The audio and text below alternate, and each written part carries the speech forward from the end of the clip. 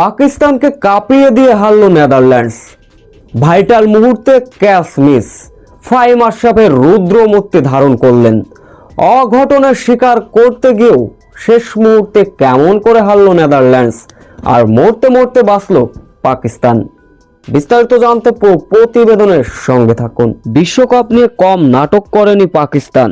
সব নাটকীয় আর জল্পনা কল্পনা শেষে বিশ্বকাপে গড়ালো তাদের ম্যাচ। পাকিস্তানের প্রথম ম্যাচ নেদারল্যান্ডসের বিপক্ষে।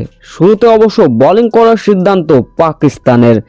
শুরুতে অবশ্য দুর্দান্ত শুরু পায় নেদারল্যান্ডসরা, তবে শেষ পর্যন্ত নেদারল্যান্ডস ব্যাটারদের ছোট ছোট ক্যামিও ইনিংসে ভর করে পাকিস্তানকে 148 রানের লক্ষ্যমাত্রা ছুড়ে দেয় ডাজরা।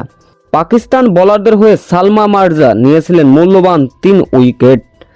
এই লক্ষ্য তাড়া করতে নেমে অবশ্য শুরুতেই টি-20 মেজাজে ব্যাটিং করছিলেন সাইম আইয়ুব এবং ফারহান।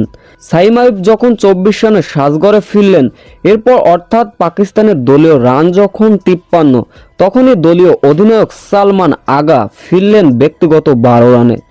এরপরে অবশ্য বাবর আজমের সঙ্গে জুটি বেঁধেছিলেন ফারহান, যার ফলে ওভার প্রতি তুলতে থাকেন 10 রান। পাকিস্তানের দলীয় 98 রানের মাথায় পল ভ্যান ম্যাকরানের জোড়া আঘাত।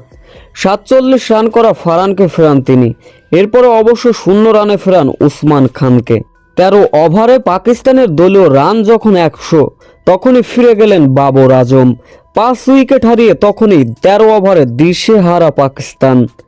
এরপর পাকিস্তানের একে একে ফিরে গেলেন 7 ব্যাটার। মোহাম্মদ নামাজ থেকে সাদাফ খান। 114 রানে 7 উইকেট হারিয়েছিল পাকিস্তান, যার ফলে খেলাটা শেষের দিকে জমে ক্ষীর। শেষ 11 বলে যখন পাকিস্তানের জয়ের জন্য প্রয়োজন ছিল 23 রান, টানার ছক্কার পর ছক্কা মারলেন ফাহিম আশরাফ, অথচ এর আগে ক্যাচ মিস করেছিলেন নেদারল্যান্ডসের ফিল্ডাররা, যার ফলে ফাহিম আশরাফ শেষ ওভারে ছক্কা মেরে দলকে জেতালেন। 3 বল বাকি থাকতেই জয়ের বন্দরে পৌঁছে যায় পাকিস্তান।